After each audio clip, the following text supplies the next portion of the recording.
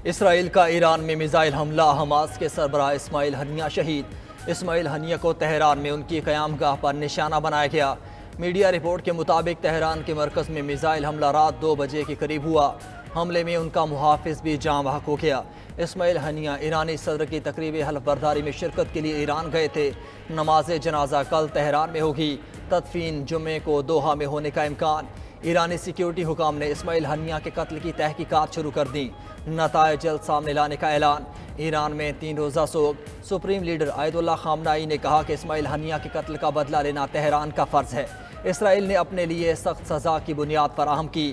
ایرانی صدر Masoud Pezeshkian کا اپنی علاقائی سالمیت اور وقار کے دفاع کا عزم، کہا دہشت گردوں کو ایسے بزدلانہ عمل پر پچھتانے پر مجبور کریں گے۔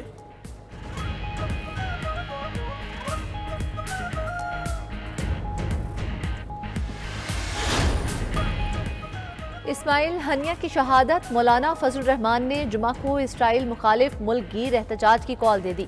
سربراہ JUI نے کہا ہنیہ کی شہادت سے فلسطین کی آزادی کی تحریک ختم نہیں ہوگی۔ امیر جماعت اسلامی حافظ نعیم الرحمان نے کہا اللہ کا شیر اسماعیل ہنیہ سرخرو ہوا۔ اسرائیل کو مغربی طاقتوں کی سرپرستی حاصل ہے۔ مسلم حکمرانوں کی خاموشی بھی اسرائیل کو طاقت دے رہی ہے۔ اگر ایسے ہی خاموش رہے تو کل اس کا ہاتھ سب کے گلے پر ہوگا۔ علامہ طاہر اشرفی بولے غزہ جنگ کو اسلامی ممالک میں پھیلانے کی کوشش ہو رہی ہے۔ مسلمانوں کو اس وقت اتحاد کی ضرورت ہے۔ سابق سفیر سینیٹر شیری رحمان بولی ایران میں حملہ واضح پیغام ہے کہ اسرائیل جنگ کو پھیلانا چاہتا ہے۔ سینئر سیاستدان مشاہد حسین سید نے کہا اسرائیل کی کھلی حمایت کرنے والے امریکہ کو بھی اپنی پالیسیز پر نظر ثانی کرنا ہوگی۔ صرف امریکہ ہی اسرائیل کو روک سکتا ہے۔ قومی اسمبلی کی قائمہ کمیٹی نے الیکشن ایکٹ ترمیمی بل منظور کر لیا۔ قائمہ کمیٹی میں بل پر ووٹنگ، بل کی حمایت میں 8 اور مخالفت میں 4 ووٹ آئے۔ JUI نے ووٹنگ میں حصہ نہیں لیا۔ وزیر قانون اعظم نذیر تارڑ بولے آزاد ارکان کی کسی بھی سیاسی جماعت میں شمولیت اور مخصوص نشستوں کا معاملہ واضح ہے۔ علی محمد خان نے کہا یہ نجی بل ہے، اس پر وزیر قانون وکالت نہ کریں۔ بل گزشتہ روز قومی اسمبلی میں پیش کیا گیا تھا۔ بل کے مطابق کسی سیاسی جماعت سے وابستگی کا اقرار نامہ تبدیل نہیں کیا جا سکتا۔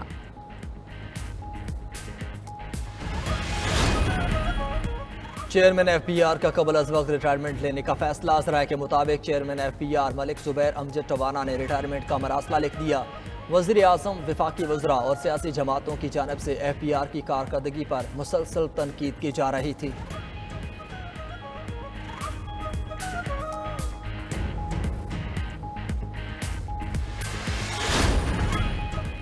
جماعت اسلامی کا مطالبات کی منظوری کے لیے احتجاجی دھرنا 6 روز بھی جاری۔ کارکنان کی بڑی تعداد لیاقت باغ راولپنڈی میں براجمان۔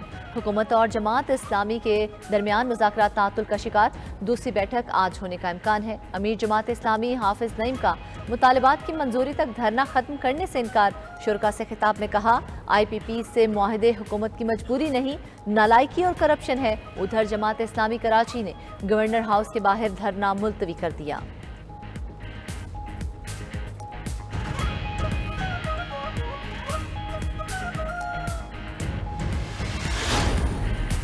بجلی کی تمام تقسیم کار کمپنیاں زائد بلنگ میں ملوث قرار۔ اپریل تا جون کے دوران صارفین سے زائد بل وصول کیے گئے۔ نیپرا افسران نے اپنی رپورٹ مرتب کر کے اتھارٹی کو پیش کر دی۔ نیپرا نے تمام تقسیم کار کمپنی سے وضاحت طلب کر لی۔ اوس بلنگ روکنے کے لیے خراب میٹرز کو فوری تبدیل کرنے کی ہدایت۔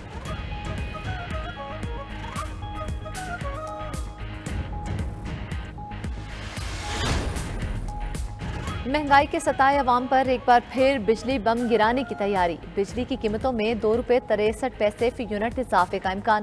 سینٹرل پاور پرچیزنگ ایجنسی نے درخواست نیپرا میں دائر کر دی۔ نیپرا اتھارٹی CPPA کی درخواست پر آج سماعت کرے گی۔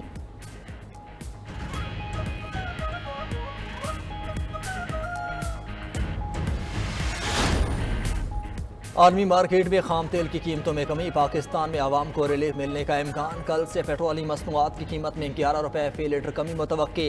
آئندہ 15 روز کے لیے پیٹرول 5، ڈیزل 11 اور مٹی کا تیل 6 روپے سستا ہونے کا امکان۔ ود ہولڈنگ ٹیکس لگایا گیا ہے کہ آپ 1 سے 2 ماہ بعد وہ اپنے سیل کے اوپر وہ سارا گورنمنٹ کو جمع کروائیں۔ تو ہم یہ ود ہولڈنگ ایجنٹ بننے کو تیار نہیں ہیں۔ اور ہم یہ چاہ رہے ہیں کہ گورنمنٹ فی الفور یہ ایگزمپٹ جو شروع سے یہ تھی آئٹمس ان کو ایگزمپٹ ہی رہنے دے. ایسے ظالمانہ ٹیکس لگا دی گئے تو 3-3 4-4 جگہ سے گورنمنٹ وصول کرنا چاہتی ہے. اس کے بعد یہ بوجھ عوام پہ پڑنا ہے. تو خدا رہا کس طریقے سے ہم انڈسٹریز کو چلائیں گے, کس طریقے سے ہم اپنے کاروبار کو چلائیں گے. حکومت یہ ٹیکس کا نفاذ ختم نہیں کرتی. پاکستان کی تاریخ میں کبھی بھی 75 سال میں زرعی اجناس پہ ٹیکس نہیں وصول کیا گیا. ہم نے 3 دن کے لیے فی الفور ابھی منڈی بند کرنے کا اعلان کیا ہے.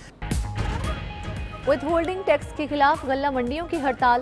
لاہور، کراچی، حیدرآباد سمیت بڑے شہروں میں 3 روز کے لیے غلہ منڈیاں بند. اشیاء ضروریہ کی دستیابی متاثر ہونے کا خدشہ پیدا ہو گیا.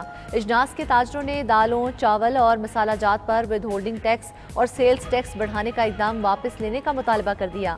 لاہور کی اکبری منڈی اور کراچی کا جوڑیہ بازار کی گروسرز ایسوسی ایشن نے مطالبات نہ ماننے پر ہڑتال کا دائرہ بڑھانے کا عندیہ دے دیا.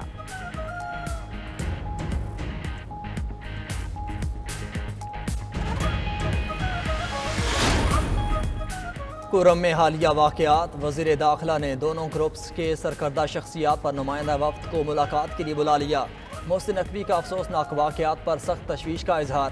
میڈیا سے گفتگو میں مزید کہا سیاسی طور پر کسی کو پریشانی کی ضرورت نہیں, سب چیزیں مستحکم ہیں. پتہ نہیں بانی پی ٹی آئی کس سے مذاکرات کریں گے.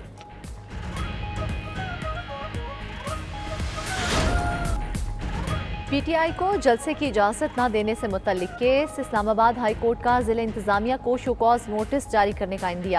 عدالت کا دونوں فریقوں کو مل بیٹھ کر معاملہ حل کرنے کی ہدایت. کل تک پیش رفت رپورٹ طلب کر لی. ادھر اعظم سواتی کے خلاف پیکا ایکٹ کے تحت متنازعہ ٹویٹس پر درج 2 مقدمات. عدالت نے اعظم سواتی کی ضمانت کنفرم کر دی.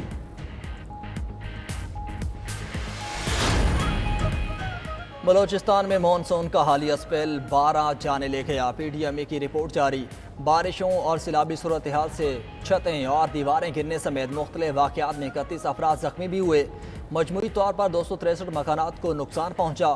91 مکانات مکمل تباہ ہو گئے. ادھر آج رات سے مغربی ہواؤں کا نیا سلسلہ ملک میں داخل ہوگا. 1 سے 6 اگست تک ملک بھر میں موسلادھار بارشوں کا امکان. پہاڑی علاقوں میں لینڈ سلائیڈنگ کا نیا الرٹ جاری. سوات میں 2 روز قبل لینڈ سلائیڈنگ سے بند کالام بحرین روڈ کو ٹریفک کے لیے کھول دیا گیا. NHA اور FWO نے عارضی پل تعمیر کیا.